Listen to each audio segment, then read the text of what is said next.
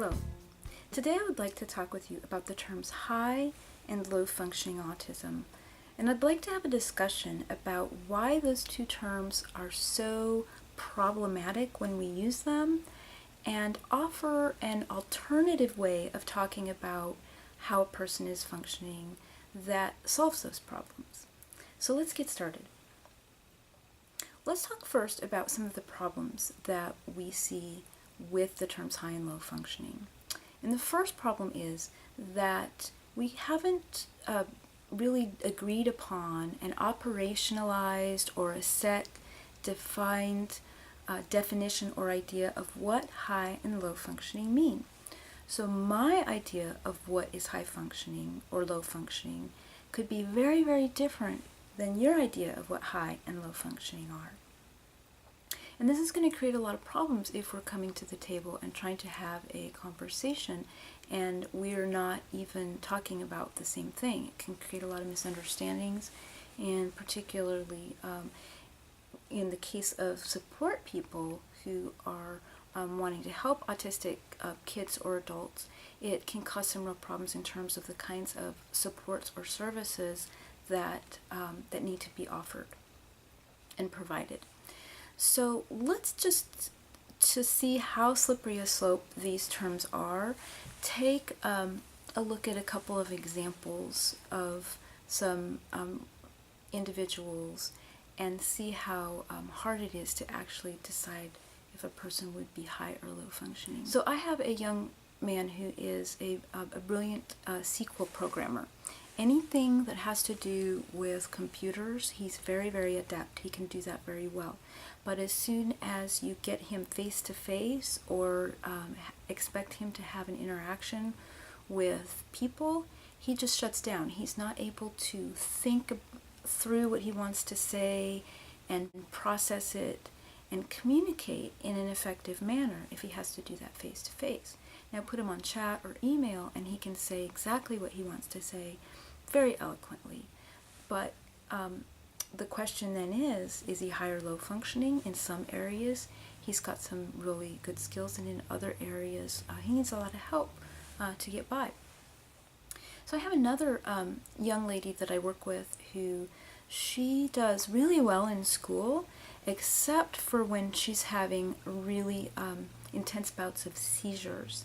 And in those circumstances, she forgets a material that she's trying to learn. She has a lot of trouble staying focused, and so she may have significant blocks of time where she's doing really well in school, and then significant blocks of time where she's really struggling and she's just not performing to the level that her potential is when the seizures are not affecting her. So when I was thinking about this in relation to a lot of the people I work with, I was coming up with some examples of Splinter skills in my own life that I like to share with you. And I, like Diana, have a lot of significant sensory issues. So I love to cook, and I love to actually make up my own recipes, and I spend a lot of time and effort and thought into creating recipes and cooking food. But one area where I really struggle is when I need to do the grocery shopping. I do not do well in restaurants or grocery stores. Anyone who knows me well will tell you that it's not a good thing for me. I just have a lot of difficult time negotiating the lights, the colors, the sounds, and the overload with so many people around. So while I'm able to prepare food very well if it's set forth in front of me, I have a really difficult time actually procuring the food that I need to actually make those meals.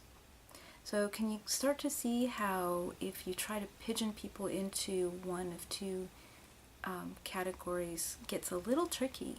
And that really brings up the second problem with those two terms of high and low functioning, and that is that when you use them, you really end up expecting people to be placed into one of two opposite and stereotypical extremes, rather than really seeing a person as a whole, multidimensional person. So if you ask a person, are you high or low functioning, you're expecting them to either put themselves into one stereotypical category or another. And neither of those really feel good for most people, because we just, none of us really fits the stereotypes perfectly, because each person is an individual. So that's the second problem with this particular approach. The third problem with considering a person as high or low functioning is that a person's capabilities, particularly when they're autistic, are going to vary pretty significantly sometimes from day to day, from circumstance to circumstance, depending on which people are involved or what environment the person is placed in, if they've had a stressful situation or a change in routine, or maybe they're not feeling well that day.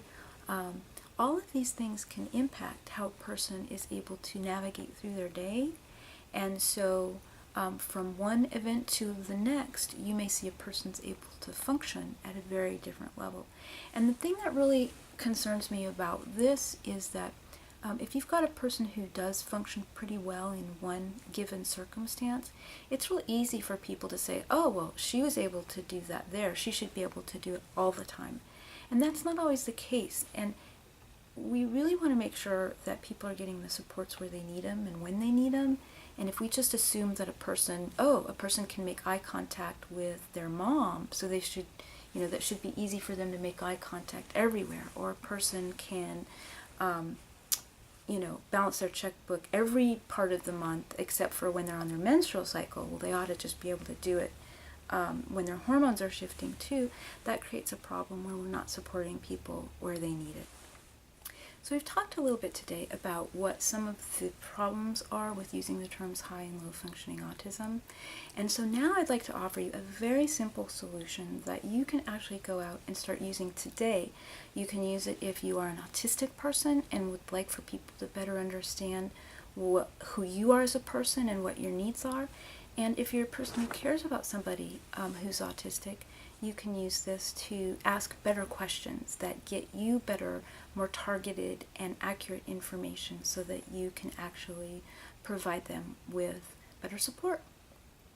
So the shift that I think people need to be making is to get away from high and low functioning autism as a term and move into talking about something called splinter skills. Now, splinter skills are simply areas of strength and relative areas of challenge, or places where people are needing support. So, for example, if you have a person who's good at keeping people on topic during a meeting, and they do really well with making sure people have good outcomes in a meeting setting, but they have difficulty with their executive functioning, and so they're not able to drive themselves to the meeting. They need to take a taxi or have a driver instead. That would be an example of how a person has splinter skills. And the really nice thing about that is when we really start to look at individual strengths and areas where challenges occur, then we can really offer supports that are more meaningful and really address the problems.